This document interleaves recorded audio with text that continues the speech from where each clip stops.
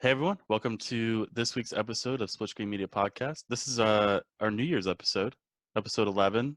I'm Chris Blankenship. With me as always is my beautiful co-host Connor DeRose. Oh, that's so sweet. And opposite me is my beautiful girlfriend Hannah. Hi. You both are beautiful.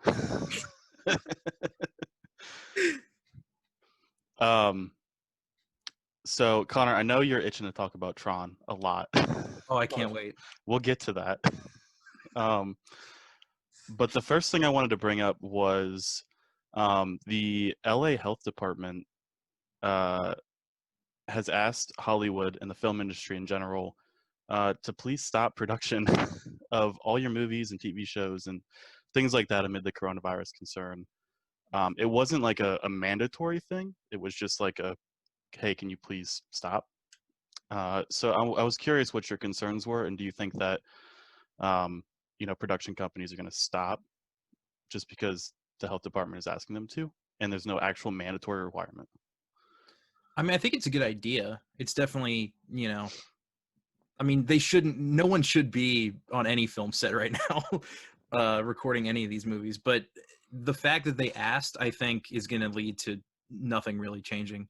If this was any sort of like mandatory law that was put in place, then that might be different. But, with the way things are right now, I think every film is going to continue on exactly as it has. What do you think, Hannah?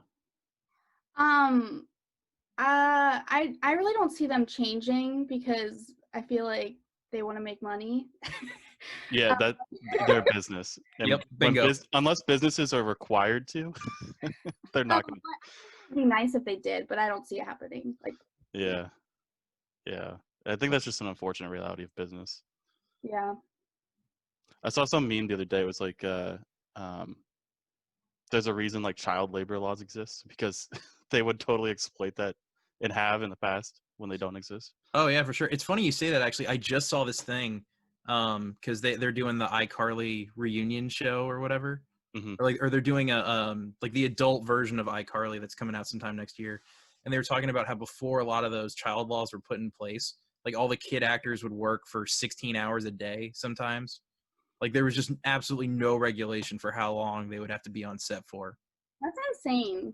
They don't have to abide by like a general labor law. Apparently, I don't know why, but apparently that they didn't for that particular show. I don't know if it's something with like the way they were filming, or they could get away with it because of some weird, bylaw loophole or some shit. But yeah, apparently they were working like super crazy hours. Well, I listened to like Josh Peck a lot, and he even said like he as a kid, he was like, I would never let my kid be a child actor. He was like, it was so awful, like when I did it. During Drake and Josh. Yeah. Especially if you work for Dan Schneider after all that stuff. Yeah. But yeah, I don't think anything's going to change, which is unfortunate. But I mean, the other thing too is that they might consider stopping, or like maybe not stopping entirely, but shelving some of the productions that are happening right now because movies aren't making any money. Yeah. So, them asking them to be like, hey, can you stop for right now? It's like, well, this isn't lucrative anyway. So yeah, fuck it. We'll shelve these until a year from now. And movie theaters, I guess they're not going to be able to go into movie theaters, which is a lot of their money. Right. Yeah.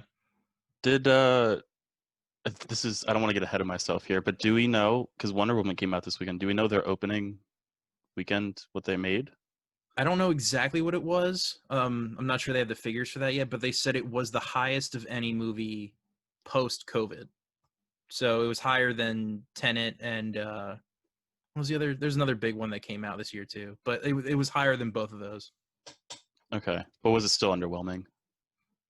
Compared to how superhero movies usually go, yeah, it didn't do nearly as well. Oh, that sucks. The other thing this reminds me of, I don't know if you guys heard Tom Cruise's rant. Do you know about this, Connor? Is it where he got mad at everybody for not following procedure? Yeah, he was on set with a I don't know what movie there, Mission Impossible probably, or some shit like that. And I guess some of the people behind the cameras weren't following like the COVID protocols for Hollywood right now. And he like laid into these people, and he's like, all of you people who have children to feed at home. Like, you don't want this shit to shut down, you know? And it was like a 10-minute rant. But he's absolutely right. And this is why I think, you know, even though the LA Health Department is asking them to stop filming, nothing's going to happen. But I think a lot of people are on the side of the health department here. Yeah, it's kind of an unprecedented move too, because the movie industry is such a massive moneymaker for the state of California. So it seems crazy that, like, even if, you know, obviously this is the safe thing to do for them to stop filming, but it feels almost weird for the government to be like, no, let's shut off that channel of revenue entirely. So it just shows you how serious all this is. They got to pump more money into influencers on Rodeo. Yeah, exactly. We'll start movies on YouTube. Exactly. So I had mentioned Wonder Woman. Connor, you've actually seen this movie. I have. Do you want to talk about it? Fucking awful. No, it's really bad. You're the only one of us who have seen it, so we're gonna. Yeah, so I guess I'll just keep it brief. What I'll say is, if you didn't like the first Wonder Woman, you're not gonna like this. If you did like the first Wonder Woman, you're really not gonna like this. It pleases nobody. The movie is way too long. It's like 2 hours and 30 minutes. It's super boring. The Wonder Woman shows, for the first hour and 20 minutes of the movie, she shows up one time, like in outfit, actually fighting. So most of that is you just kind of like waiting for the next action scene that never comes. Yeah, that's like what we're here for, the fighting, right? Yeah, no, exactly. Like, I don't care about Kristen Wiig learning how to walk in heels. Like, I want to see people, like, it's a superhero movie. You honestly at points forget that it's supposed to be a superhero movie. It's very strange. What does it feel like instead of a superhero? Is it like a? It feels like a Hallmark quality romantic comedy at points. Like that kind of level of trash, basically. The last one I watched in a while was like The Joker. Is it like similar to that, or is it just like way worse? I don't love The Joker, but I think that is an infinitely better movie than this one. Because at least The Joker keeps a pretty consistent tone, and this movie's kind of all over the place. I was talking to Seabass about it like right before we got on, and he was saying that or I was telling him that it feels a lot like Catwoman, like the Halle Berry Catwoman, which is terrible, but at least it like knows it's bad. It's self-aware and it's very cheesy, and you know, you can kind of get in for something like that. Mm-hmm. But this tries to take itself way too seriously, and it ends up just backfiring. Yeah, I really don't even know. Usually movie reviews, I'm like, oh, I liked this, I didn't like this. Everything in this movie is bad. There's like, no redeeming qualities. The only thing I can think of, the opening scene where she is like, it flashes back to her childhood, and it shows her on the mascara, and she's in like this weird Olympic contest thing. That's kind of a fun scene. The CGI is really bad, but like all the practical stuff in there is pretty cool. Like the story's neat. But it's literally just that 10 minutes, and then the movie just nosedives. Like, it's really not good. And I didn't want it to be bad. Like, even though all the trailers look terrible, I was like, all right, well, maybe, you know, sometimes trailers don't sell a movie very well. I'm going to go in with, you know, hopefulness that it'll be at least a little bit good, and it was not. I was gonna say, every time I hear Chris talk about CGI, all he does is shit on it. So I was like, is there even any good CGI? Well, we'll get to Tron in a second. Oh, boy. Connor, we might debate. I never heard him say anything good about CGI. When I think of good CGI, I think of movies like Blade Runner 2049. Yeah. That to me has awesome, because it's mostly practical, but the CGI they work in there is really well. Or is really good, I mean. So stuff like that, I think when you blend practical and CGI together is when it's at its best. This movie is some of the worst green screen I've ever seen in my life. It looks like a student film. Like, she'll be running, but it's clearly a fake. It's like a Zoom background that she's like running through like this. It's really bad. There's a box I can check here. It says, "Do I have a green screen?" Right? Is that what they checked with the movie? That's exactly what they checked. I almost I don't know if you guys want to do this, but I would love to just throw up the trailer on mute while we're discussing this, just so you guys can kind of see what I'm talking about in terms of the special effects. Okay. Do you think we could pull that up while we're? Do they care about? I'm searching it. Does YouTube or anyone care about, like, even if it's on mute? If it's on mute, it's fine because I think it counts as like a commentary track. Wait, do I pull this on my computer? I'll pull it up. Okay. Just the official trailer from Warner Brothers, I guess. I think so. Yeah, whatever like the most recent one is, because that'll probably show the most. It'll show like basically what I'm talking about. Okay. It's one of those things you need to see to believe. Like it really is that terrible. Okay. Share screen. All right. Can everybody see this? Yeah. Yep. Too. Which I thought was interesting. Like, there's one scene where she's like, "Oh, look at this modern art," and then Chris Pine's character is like observing a trash can, and he's like, "Oh yes, fine art." And I'm like, "You guys stole that from It's Always Sunny." Like, that's not even an original joke. I don't know. It's a mess. It's a big old mess. Yeah. I think I'd watch it, but I don't know like how much I'd love it. Yeah, I don't, even for people who just go to movies, like if you go to superhero movies and you sit down, you're like, I'm going to turn off my brain. I'm just going to enjoy whatever. I don't even know how much you're going to get out of that from this because there's barely any action and it's so fucking long. Yeah, you said the first hour is like nothing. So even if you do like, turn your brain off, you're not going to get anything, right? No, you're going to fall asleep if you turn your brain off. It's going to be mush. Yeah. Yeah, I think I'm still gonna watch it just because it's a DC superhero movie. But I was telling you before this, I have no expectations now. No, it's a bummer too because I thought they were kind of on the right path because Shazam is really good. Shazam is like actually well written and super funny. And again, it doesn't it constantly reminds the audience of how stupid it is, which is exactly what you need to do for a movie like that. Even Shazam's costume, I think I talked about this before, but like he's wearing like curtains. They're like his cape is like a weird curtain that you'd find at your grandma's house. Like it's just so ridiculous and they play that up and they don't do any of that here. Do you want to talk about the rape kind of aspect to it? Because that's something that I saw on Reddit that I haven't seen the movie, so it's hard for me to understand. But apparently there was like a big uproar about it. Yeah, this movie has a weird fascination with sexual assault, which is not something I ever thought I would say about a DC superhero movie, but here we are. A lot of this movie does sort of the the sort of standard kind of tropey female empowerment thing, and I don't mean that in a negative way. Like that's not, having female empowerment is good, but the way they do it here is so ham-fisted and over the top. Like there's a scene where Kristen Wiig, her character Cheetah, drops all of her papers. Like she's going to work and she drops all her papers. And then these two dudes walk past and they're like, "Oh, football and dicks," or what. Like it's like the most generic conversation you could have. And they see her and like they basically like flick her off and walk away as she's picking up papers. And I'm like, no human on earth would ever act. Well, I was gonna say, like, I feel like there's female empowerment and you can do it in a good way, but when you overdo it, like, you're not going anywhere with it. Like, it's not getting a point out of it, Yeah, exactly. It gets. I don't like when it's like beaten down. Okay, we get it. That might be Hollywood overcompensating because of how little female leads historically have been in movies.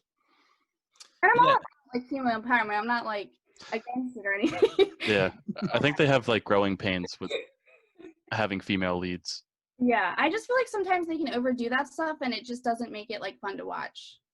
Yeah, no, absolutely. And the overcorrection is interesting too, Chris, because I feel like a lot of times when you have like a stronger female lead, they make it so that person can't have any flaws or make any mistakes, which just means that the character is super uninteresting, like as a someone that you're actually watching on screen. And that kind of happens here. Kristen Wiig's character is very surface level, but getting back to, I guess, the kind of sexual assault stuff, like, and also talking about the female empowerment thing, there are two different scenes in this movie where she's just walking down the street and guys try to like sexually assault her. It's super weird and out of place and doesn't come into play for like the rest of the movie at all. There's another thing where like Wonder Woman goes to a party to try and get information on this guy, and while she's there, like all these dudes keep touching her and like making weird comments. And then the biggest thing, which I think is the thing that you saw on Reddit, is that once the whole movie revolves around this stone that can grant wishes, which is really stupid, but she wishes that her old boyfriend Steve Trevor is alive again, but instead of just bringing him back, he inhabits the body of someone who's already alive. So there's another character in this world, and he just wakes up in that guy's body, and then Wonder Woman has sex with that guy while he's being controlled by Steve Trevor. Which is so strange. There's like 5 different instances you just Oh, it doesn't stop there. I can go on, but like this movie has a weird fascination with that, and I don't know why that was one of like, I don't want to say central theme, but I don't know why it was so heavily focused on in this movie. Yeah, we talked about this earlier. Like, if you have a family, like you don't like little kids, like you don't want your little kids watching that. Yeah, no, not at all. Yeah, there's also a lot of scenes of Kristen Wiig taking off her pants. Who's the producer? We'll have to note that name down and see if anything comes out in the next 10 years. Yeah. Like every single movie has like the same sexual assault or It wouldn't shock me because man, this movie was very strange in terms of that. Yeah, I can't recommend this movie to anybody. Like, even if you really care about Wonder Woman and you want to see what happens next, it's not good. Just stick with what you had in Wonder Woman, the first one, which is pretty good. It's not great, but it's good. And then, just ignore this entirely. It's not worth it. That's Connor's unofficial Wonder Woman 84 review. Here, guys. 2 out of 10. Best movie I've ever seen. Connor, you know what I would recommend? What's that, Chris? The KFC console. It almost sounded like you're about to go into a sponsorship. We're sponsored by KFConsole. God, I fucking wish. If we get one of those for free, oh, that'd be amazing. Comes with a $20 fill-up. I really wanted there to be like a skin that you can get for it that makes it look like the $20 fill-up. I think that would be it. Should we explain what this is before we... Yeah, I think Hannah might be a little lost and some of our listeners. I like chicken, but... Oh, well, you're in luck. You're in luck. Do you like chicken and do you like gaming? My type of... Enlighten us, Chris. I need to know what is the KFConsole? It's only the best next-gen console around. You've heard of the Xbox Series X and you've heard of the PlayStation 5, but you can't find them anywhere. And they're just getting scalped for ridiculous prices. The KFConsole solves that problem because it's even more expensive, but with a couple extra perks. One, it can keep your chicken warm. And I don't know much about this. What's that? So you just throw that box right on top? Yeah. Which is interesting. I mean, I'm sure a lot of gamers do that already with their consoles. Yeah, so it's basically, for anyone who doesn't know, it's basically a high-end PC, like a PC in a box, sort of like what the new consoles are trying to do. Except this is, I don't think this works with any of the other brand. Like, it's not going to work with a PlayStation 5 or a Xbox Series X game. It's mostly just going to play like any sort of PC, like Steam. It'll work with that. It's basically a mid to high range gaming tower. But one of the weird things with it is that it has a compartment that can warm up your chicken, which people are already very concerned about because you shouldn't have heat anywhere near a computer. I think it's about sustainability. They use the natural heat from the computer to warm the chicken. Yeah, so there's very little energy loss in this whole system. Right. So this is like legit. I thought you guys were joking around. No, it's real. It's a real thing. I thought it was a joke too. Oh my gosh. So any heat that comes from the CPU or GPU just goes directly into the chicken warmer That's what I hope. Or maybe it draws extra energy for it. I don't know. Yeah. But from all the specs that they've given so far, it is more powerful than both of the new consoles. Is it fair to compare the KFC console or KF console? What is it called? It's the KFConsole. Don't be ridiculous, Chris. Okay, sorry. Is it fair to compare those two, like the Xbox and the PC, if this KF console is basically a glorified PC? I mean, I guess not. I mean, they're marketing it as a console, but Steam also had like the Steam box, and I didn't consider that a console. So I guess I probably shouldn't with this either. Okay. I don't know. That's a tough question because it has like all of the peripherals that would sort of qualify it as a console. Like it's going to come with a controller. It's going to come with, I'm guessing, some exclusive games. Hopefully KFC related games. I get like. This reminds me of something. I don't know. Do you guys care if I say something gross? No, go for it. No. Okay, so Chris told me he doesn't do this, but I know from this is a thing. When guys game, they have a pee bottle because they don't want to get up. Can you guys attest to this? No. No, I know. My chicken reminded me of this. There's this gamer tropes. Like you gamer things. Because it's easier than having to get up and leave your game. You can't pause an online game for a pee break. Yeah. That's true. If I'm ripping one out in Mario Kart, I'm not going to go to the bathroom like a caveman to go pee. Look, and his friends do it, so I know some people do. You just put him on blast. Oh, so not. Don't find him. So the tense of what you just said is very important. You didn't say did, you say do, which means they currently. This still happens. Look, I won't add him that much. I can't. So you just. I feel like I have so many questions. I can't just ask one. So if they're peeing into it, it just. I mean, you're just gonna have to sit next to pee until you decide to get up. Well, if it's like I'm gonna go full gamer trope. If it's a Mountain Dew bottle, you can cap it up. Yeah. That's true. Also, it's not. I mean, it is different, but like people who dip while they game sit next to their dip spit all day. You know. It's not piss. It's not piss. You're right. I said it wasn't the same thing, but I mean, if you accidentally. It's similar. Yeah, if you accidentally spill your dip spit or your pee bottle, what do you? No. What would you rather spill? That's what I was gonna ask. Yeah. Wait. What? As long as it's not getting in my chicken compartment of my KFConsole. They don't recommend piss in your KFConsole.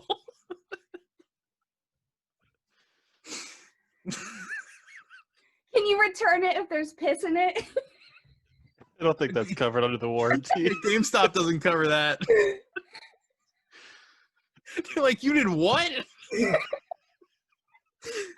I don't know why it's not working.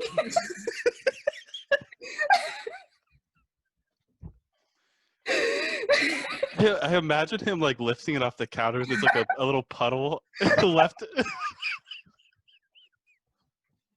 You said it heats it up. I thought it'd just evaporate all the piss. Oh.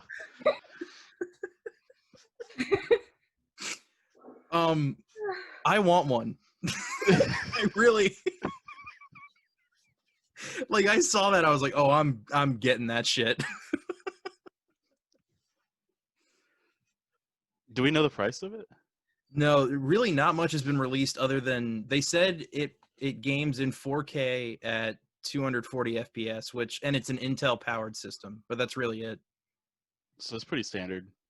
Yeah, it's a little. I think they made sure to throw in that 240 FPS because the Series X and PS5 are only at 120. So they wanted to make sure they had the leg up. No pun intended. The leg up for. Dude, that's a great tagline. That was really good. Their logo. Wait, so is it an Xbox or a PS or a PS? It's a computer all on its own. Oh, Like okay. the Xbox and PlayStation are basically computers, just with like designed to game. This is like another computer that's pretty much I think it's designed to game. I don't know what OS or anything it's running, but Yeah. Yeah, I don't know. See, I'm making a lot of assumptions, assuming that it'll just have like a normal, like Windows desktop layout. It might be running like some kind of Linux software where yeah. it just depends on if people are actually gonna like if it's gonna be. I would love to see a commercial where it says PS5, Xbox Series X, Stadia, whatever else, and then KFConsole. You can buy a KFConsole disc. Oh, dude, that would be amazing. Developers are like going crazy. Now they got to develop for the KFConsole. Oh my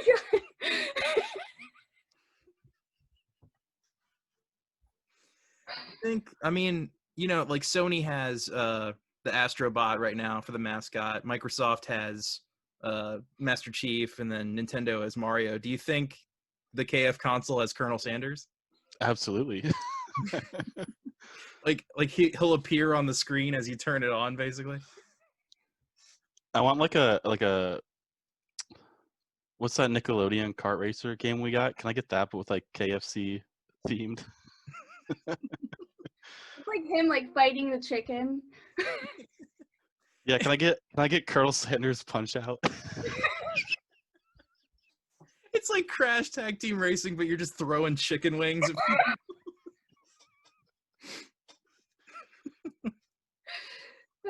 One of your items drops behind you. You can like put gravy on the track. I was thinking that. I was like, you throw some sauce at people. It's like the inks in Mario just covers their screen. God. We're giving them too many good ideas. We gotta go pitch it. Yeah, for real. I guess KFC. I'm still proud of that. Who do we contact? Yeah, get a leg up on the Xbox or whatever. That is genius. That is. I do like that they poked fun at Xbox because it said like Xbox, the Series X tagline is "Power Your Dreams," and then theirs was like "Power Your Power Your Hunger." That's what it was, "Power Your Hunger," which I thought that was pretty funny. Power Your Dreams is kind of, yeah. It's really stupid. Yeah, it's not a good tagline. No. It sounds like if there was a marijuana dispensary, like it sounds like that would be what's over that. I don't know why I said marijuana. I sounded like a fucking narc. One of those hemp stores. Oh. Oh my god. So Chris, do you want one? I feel like it's gonna be expensive, and I already got to save up money for the Xbox and PS5.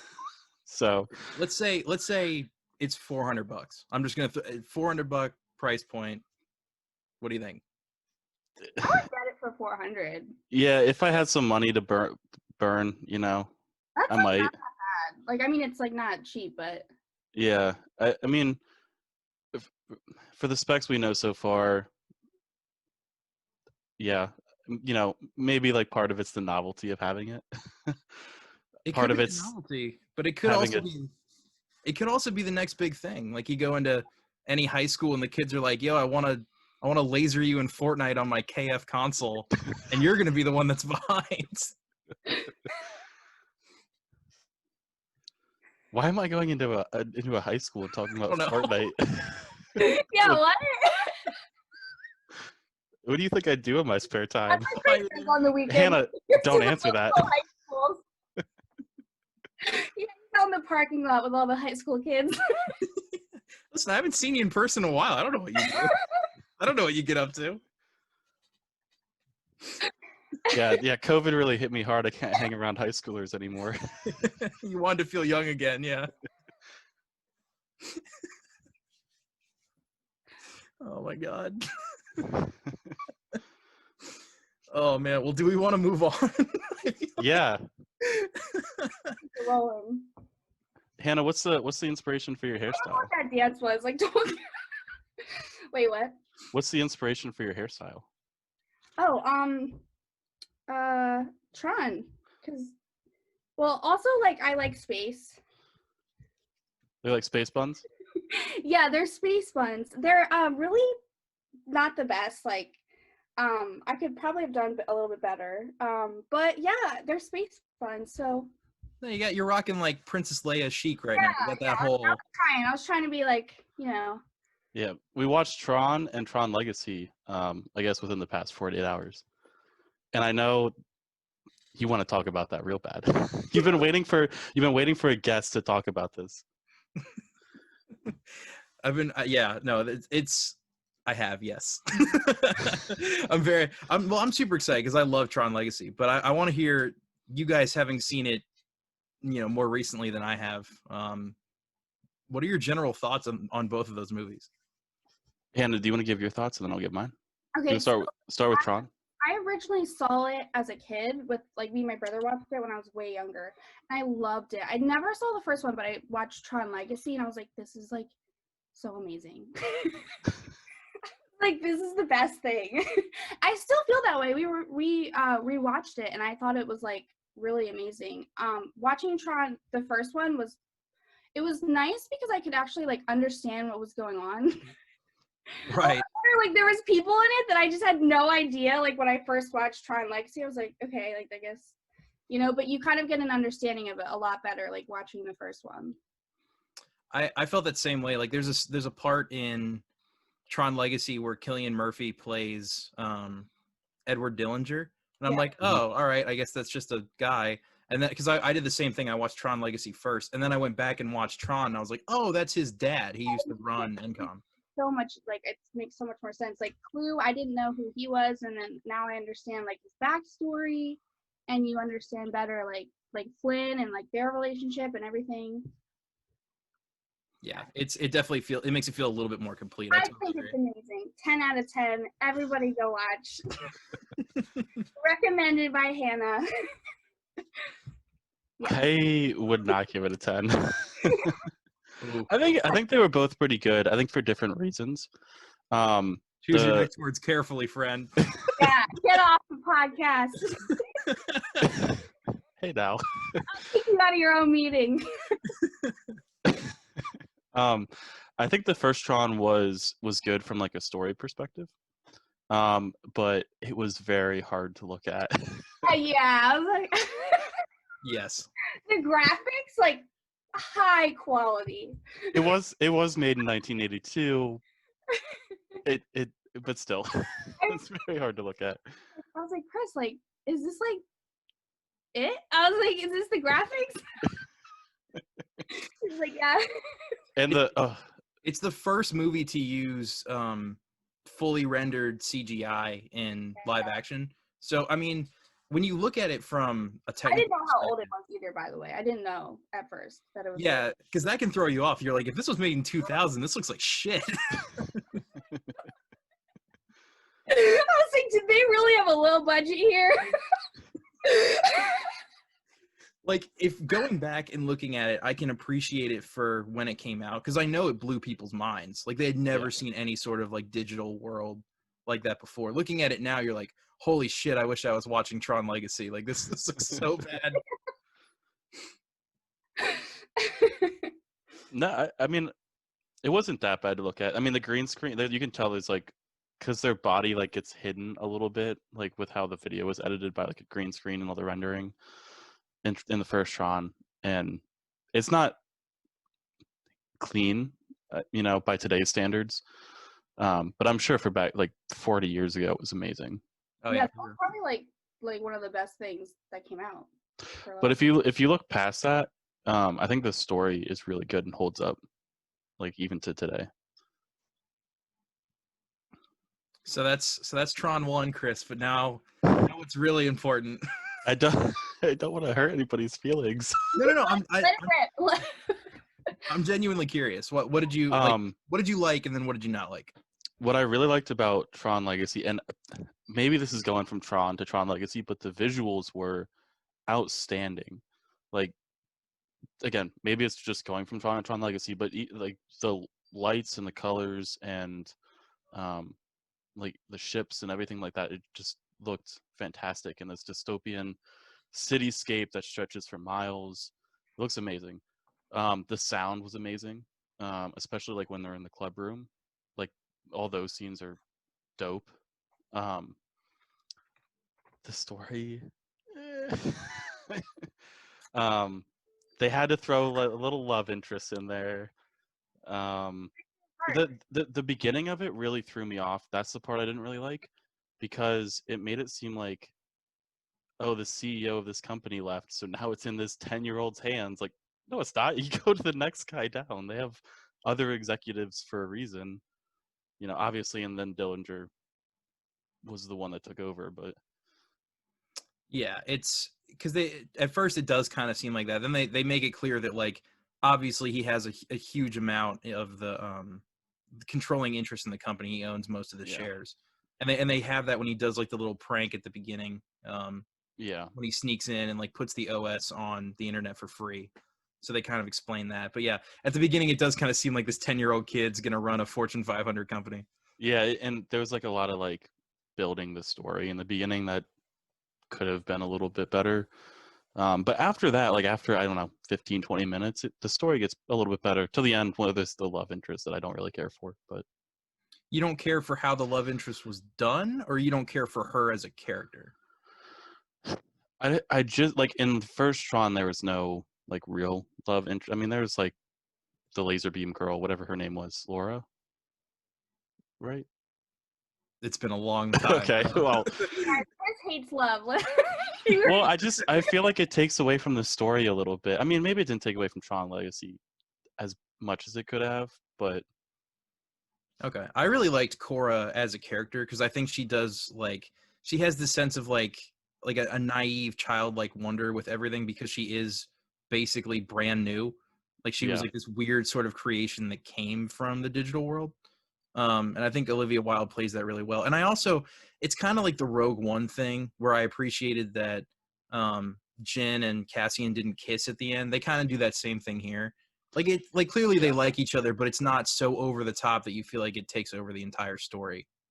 Yeah, and maybe that's just my personal preference, because her as a character is great. There's a lot of scenes where there's like it totally ignores anything going on between her and Flynn.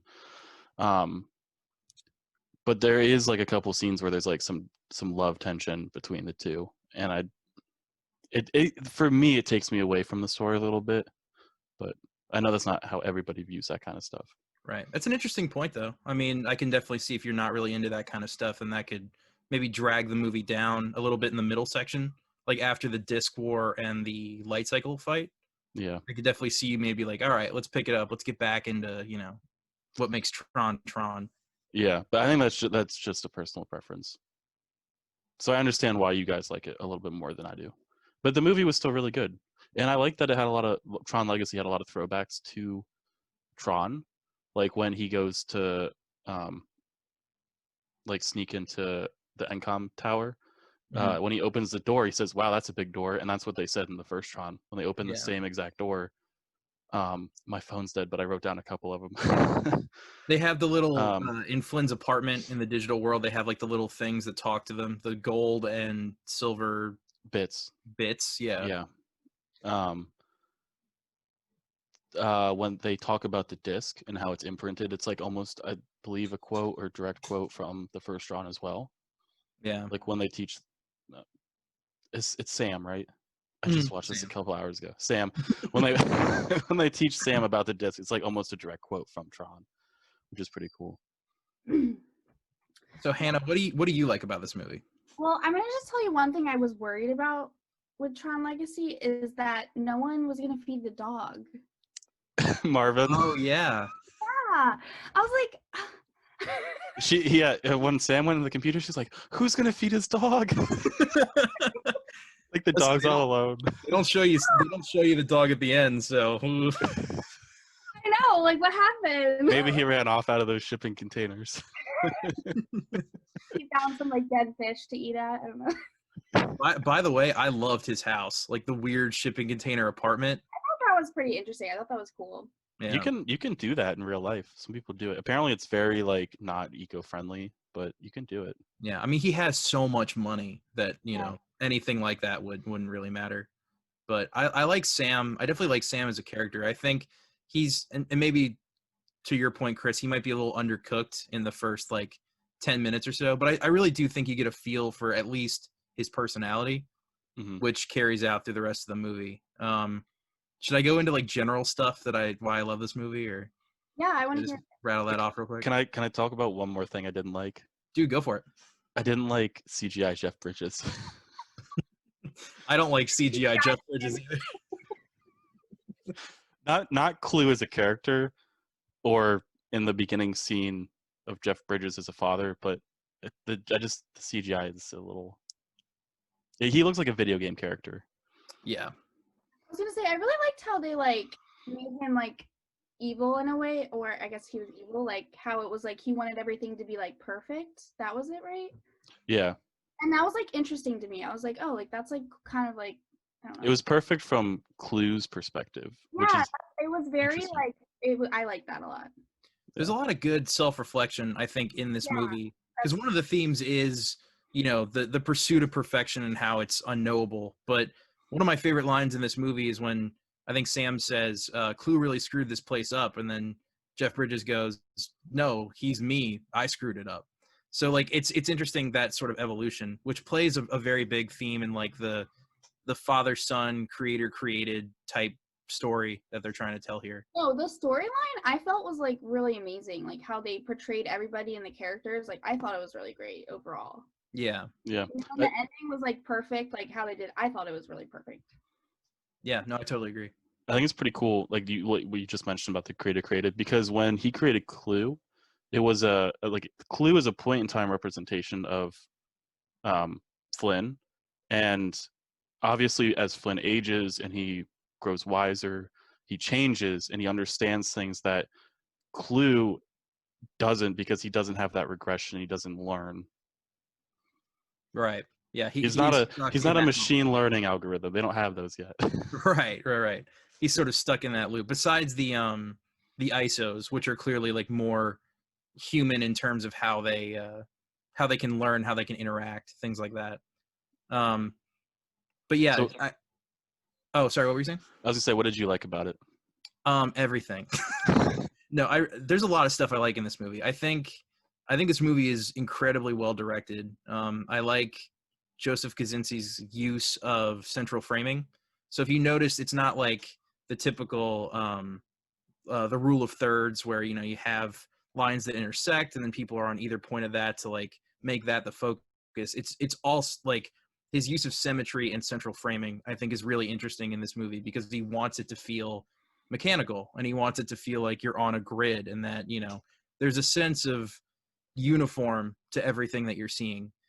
I was going to mention, I didn't notice that, but now that I'm thinking back, there's like one scene where Clue is looking out over his army, and it's literally Clue in the middle and then his two armies like this. Yeah. Like bowing back. If we wanted to throw up the trailer for that movie too, actually, that might help me. I'll pull it up, but if you want to get in, you said sound. Yeah, I can keep going too. Yeah, the color palette of this movie I think is really cool. They do a good job of making the like when Sam is in the real world, it's very dark and gray and muted to kind of make it feel it's an easier transition when you go into like basically the two colors that are on the grid, which is dark blues and oranges. Mm-hmm. So like it's nice to have that. And then when they get out of the grid, you know, obviously the sun comes up, that's the last shot, it starts to feel like a more colored world. That's really cool. Music in this movie is the best soundtrack ever made. I will stand by that forever. Fucking awesome. Yeah. The action and the action choreography are great. I think a lot of times directors have a problem with spatial awareness when it comes to action. It can feel very frantic and you don't know where things are. And I think Tron, especially in the light cycle fight, the director does a really good job of making you aware of where everything is so you don't get lost. And that's, you know, really hard to do.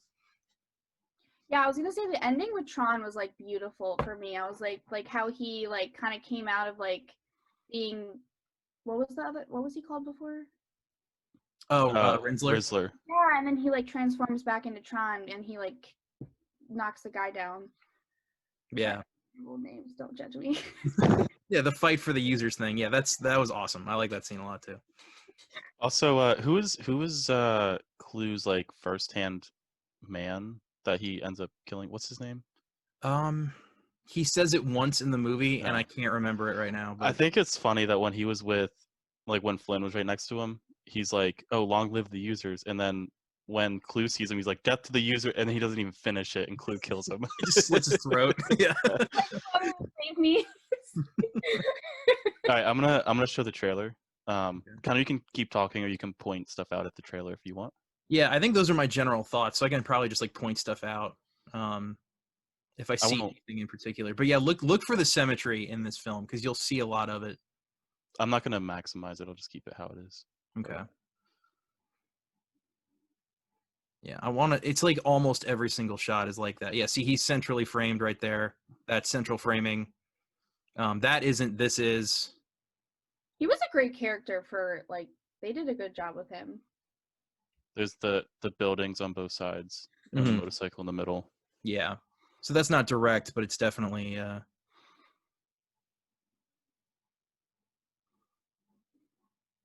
Yeah, obviously you need to have the rule of thirds for a lot. You know, it's a movie. Yeah. You have to follow that to a certain extent. You see, that's it. That's it. That almost looked like it was kind of part of the grid world kind of thing, where there's like the tall buildings and there's the not tunnels but divots kind of. Yeah, it's sort of this like subconscious effort to transition your mind into being in that world. Like which right I think here, they do a really good job of. Yeah, where the arcade machines kind of created that divot. Yeah, and then once you get actually onto the grid, it's basically all central framing. I got to say this, the laser effect in this movie is way less cool than the first one. I actually really like the first one. These things in the first Tron do not look like this. No, they look like garbage. When I saw this scene, I was like, holy shit. I think, Hannah, you had like the same reaction. Yeah, I'm glad they brought them back in the second one. Like, that was like cool. Yeah. Yeah. I think you could see some tanks on the bottom too, like from the first one. Yeah. No, I love her too. She's. There you go. There's that face. Yeah. Oh, I should have paused on it. Hannah, you called it with the Zeus and the other lady being evil, turning on him. I had forgotten the whole storyline of it too, and I was like, oh, she has an evil face. Michael Sheen as Zeus is like one of my favorite parts of this entire movie. Him just like hamming it up on screen. He's like, libations for everybody. Like, he's fucking great. It's a really good movie though. You guys, if you haven't seen it, go watch it. Chris, what would you give it out of 10? If you had to like. I'll rate both. I could probably give Tron a 6, but that's like, yeah, like the first Tron, probably like a 6, but almost a 7. And I'd probably give Tron Legacy like maybe a low 7. Okay, that's fair. So I think Tron Legacy was a little bit better, but I mean, I really enjoyed the movie. That's not to say I didn't enjoy the movie. Hannah, it's 10 out of 10 for you? No, I actually give the first one like an 8 out of 10. The second one, 10 out of 10. Okay. Just because like it's a little older. But like that's also like people love old movies. So like if you like old movies, like you'd like that. Sometimes you can appreciate it for what it is, but like I was gonna say, I can really appreciate it, but it's hard to go back sometimes. Graphics, they got me.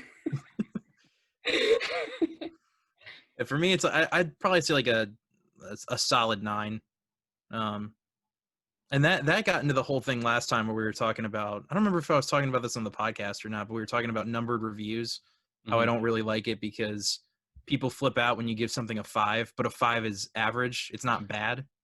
I mentioned this last time, it should have like a normal distribution. So 5 should be the most common rating.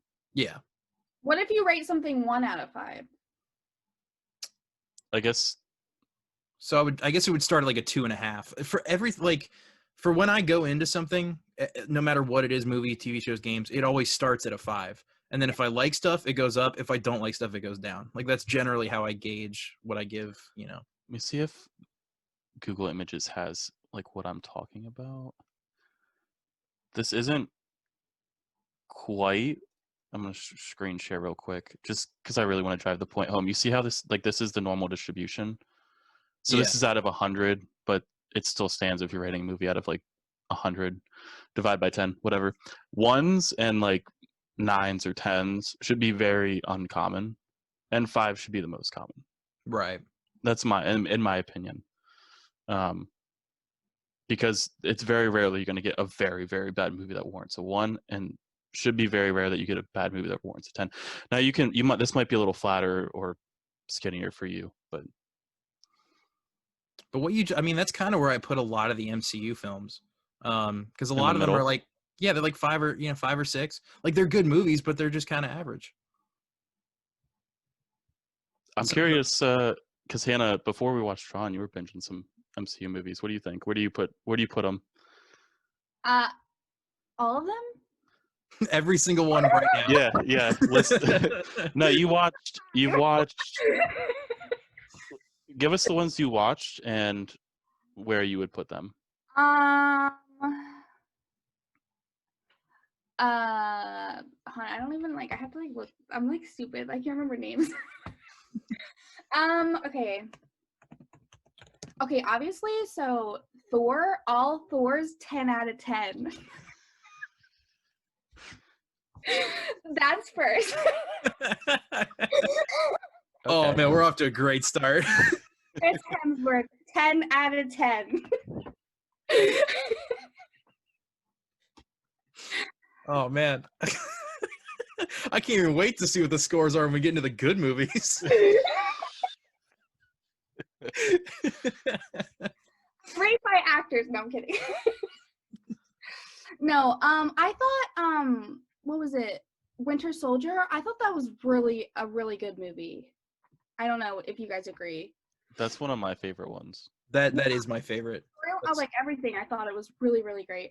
I know you guys aren't super big on all the Avengers, but I thought they were all the ones I watched were pretty good. Yeah, What do you guys rate the Avengers? Because you have seen them all.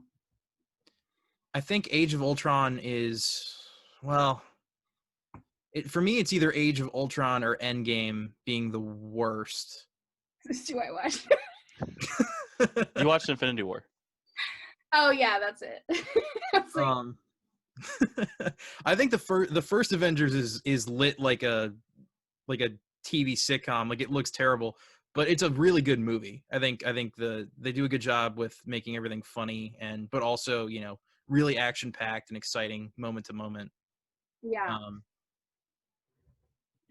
The first Avengers for me is the best out of the Avengers movies. Yeah. I know when there was the tension between the Captain America and what's his face? Iron Man. Captain Civil War. I really terrible names, but that kind of upset me because they were really close before that, and then they kind of had a lot of tension and but I haven't seen the next one, so I don't know. You didn't get the resolution. I don't know. I gotta yeah. There's just this everlasting tension between the two in your mind. I won't sleep. They made Civil War too early, I think. It didn't really feel like it built naturally to that point. And I feel like if they had done the Thanos stuff and then gone into Civil War, that might have made a little bit more sense. Yeah, I feel like it just, that tension came out of nowhere. I was like, okay.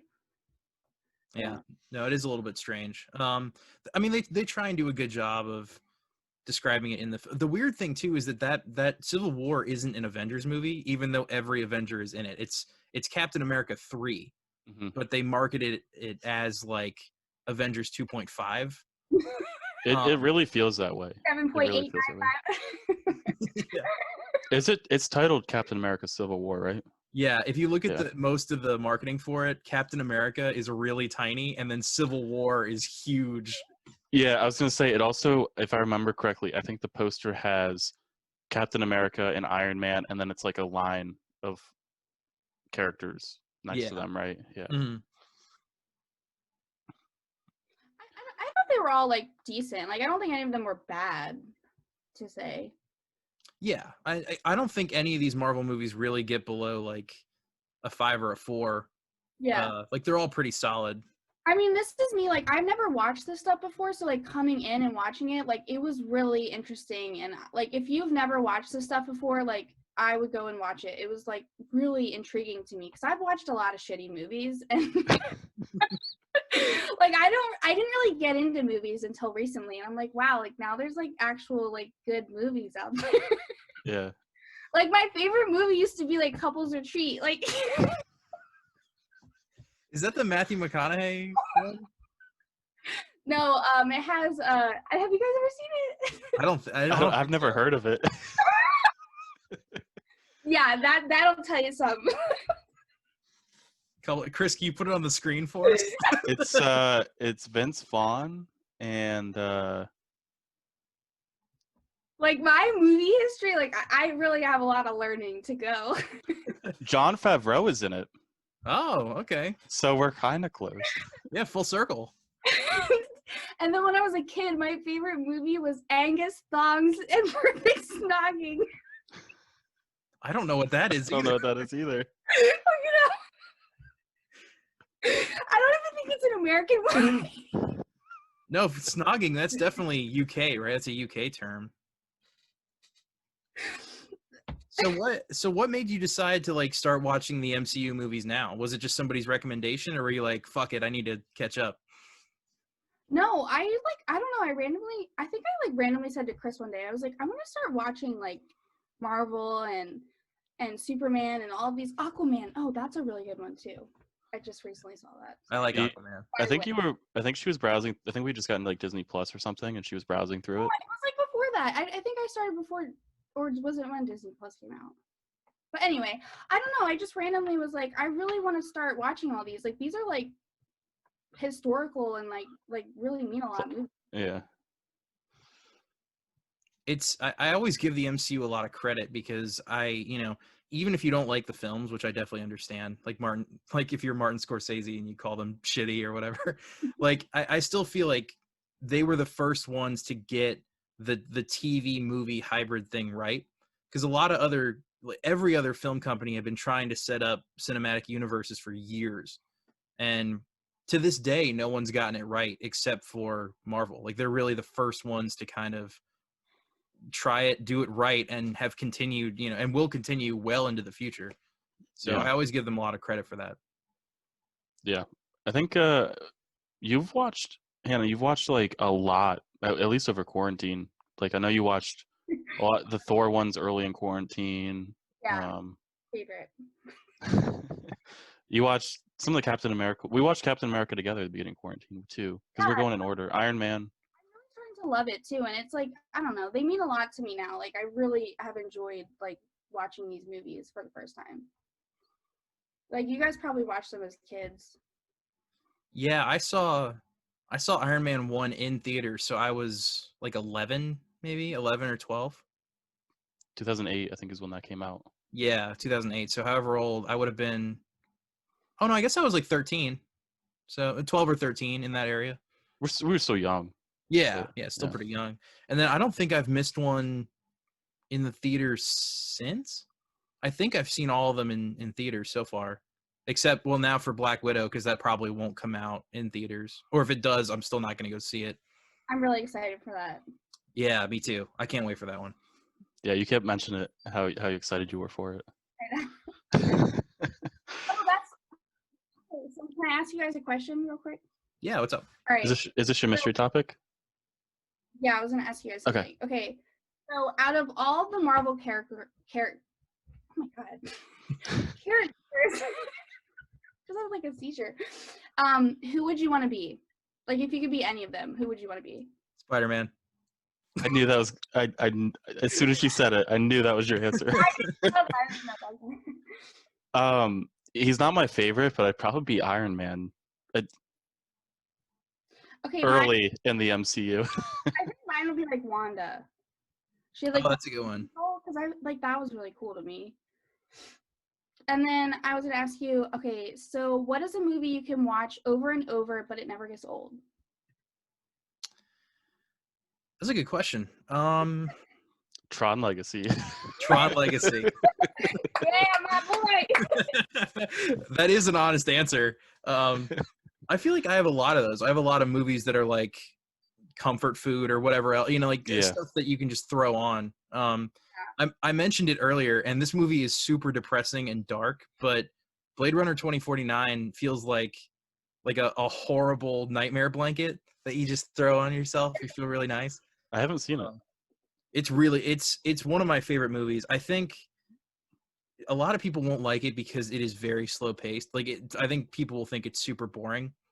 But it's one of those movies that just like it totally engrosses you in the world that it's in. So you can just kind of sit back and the world is it's like cyberpunky, so it's gross and rainy and kind of disgusting.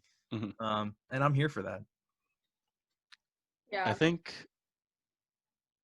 initially I thought Hercules, like the animated movie from a long time ago, because I really love that movie. I also really like Sweeney Todd, like with Johnny Depp.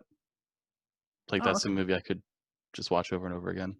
I would not expect that from you. I was a little shocked there. That's like one of my favorite movies. I didn't know that. I haven't seen either of those. I know you like musicals. Yeah, I do like musicals. And I think maybe that's why I could watch them over and over again. So. Connor, are you a fan of musicals? I am. Very much so. Best I one I Nice. saw. That's a Wait, what? There's that thing like Disney on Ice. Do you know what I'm talking about? Where they Yeah. I went to that. Nice. I also went to that when I was a kid. Disney on Ice troop. I went to the Marvel version when I was like 21, so. You did go. I don't remember much, but I remember it was in Buffalo, and I remember there being like the Monsters Inc. characters. Oh yeah. I think it's a really good movie. Yeah, because I think I got like a Monsters Inc. like slushy cup or something. I don't know where it's at today, but I feel when like I was like 5, it was awesome. When you're an ice skater but you don't make it, you go to Disney on Ice. That's so mean. Oh, that's so true. That reminds me of like the Blades of Glory scene after Chaz Michaels gets kicked out of the skating whatever, and he goes and does the wizard suit on ice. Yeah, I got a third ball. That's a movie I could watch over and over again. Blades of Glory is awesome. Any of the good Will Ferrell movies. Yeah. Can I feel like I can be honest with you guys and have an open, unpopular musical opinion. I didn't like Hamilton, like really at all. Still have to see it. It's on my list. I've never seen it. It's on Disney Plus, right? Yeah, it's like fucking 3 hours long and there's no dialogue at all. It is entirely sung. I don't think I would like it. Okay. And I know there's like diehard Hamilton fans out there, but like I've never seen it. Well, I had heard a lot of hype about it, and then they had mentioned that they were going to put it up on Disney Plus, and I was like, oh, I might as well watch it if it's if it's free and available to everybody. And there's a lot of I thought Avenue Q was better than Hamilton, and that's a show about dirty Muppets. I thought the music there was way better. I think I like a 50-50 split, music to like actual dialogue. Yeah, I agree. La La Land for me is like the perfect amount of each, I think. We watched that, Hannah. That was a really good movie. Oh, La La Land? Oh yeah, that was like a really good that was really good. I like that. I don't know why I thought of this. What's like the musical with it's like religious with the cucumbers and the tomatoes? Oh, VeggieTales. VeggieTales. That one's my favorite. That's your favorite musical, VeggieTales? Dude, I used to have a stuffed animal. I don't know if you guys remember this, but like Larry the cucumber, he would dress up as a superhero in the show, and he called himself Larry Boy, and he had like plungers on his ears. And I used to have a little stuffed animal of that. No, we used to watch all the VeggieTales all the time at this camp I used to go to as a kid. Chris, you know what I'm talking about. Yeah. It's a cult. It's not a cult. It's a cult. You have like little houses, and then there's like a church in the middle, and like you have to go to church like twice a day. If That's a cult. It's a camp meeting if people are familiar with like what camp meetings are. But it's like it's like a lot of little cottages. You guys are cracking up.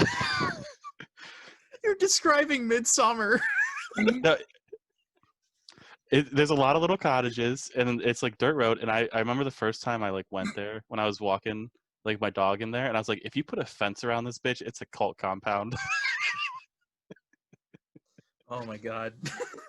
Ice cream parlor, and like everybody has to take a turn working. What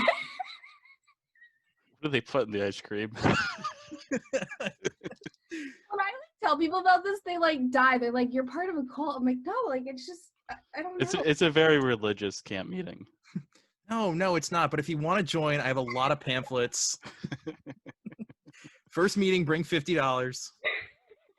You can get your ceremonial robes. And then there's like little buses we take to the beach every day, like when we're not going to church. That sounds like fun. That's how they get you. That's how they get you. Well, they get you at the beach. They're like, "Come to the beach." The best way to pray to the sun gods is on the beach. So I mean, that makes sense. The sun gods better give me this good ass tan this summer.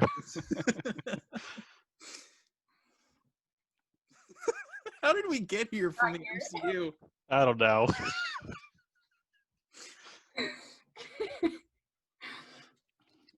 But we're at an hour 10, so do you guys want to wrap it up? Yeah, sure. Do you want to do quick recommendations? Oh yeah, I forgot about that.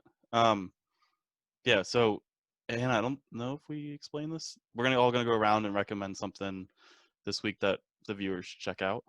Connor, why don't you start? Then I'll go, and then Hannah goes. Your face says Chris prepared you for this extensively. What? Come on. Yeah. I had something earlier in the podcast, and now I feel like, I'll do one of my old favorites. If you guys have never seen Sugar Pine 7, it is a YouTube series that has since been canceled. It's kind of like vlogs, but it also tells a story. It's kind of like a vlog parody. Super funny. Like first 2 seasons in particular, hilarious. Would highly recommend to anybody out there. Actually, that's not true. Watch a couple episodes. If you like it, keep watching. If you don't, stop watching.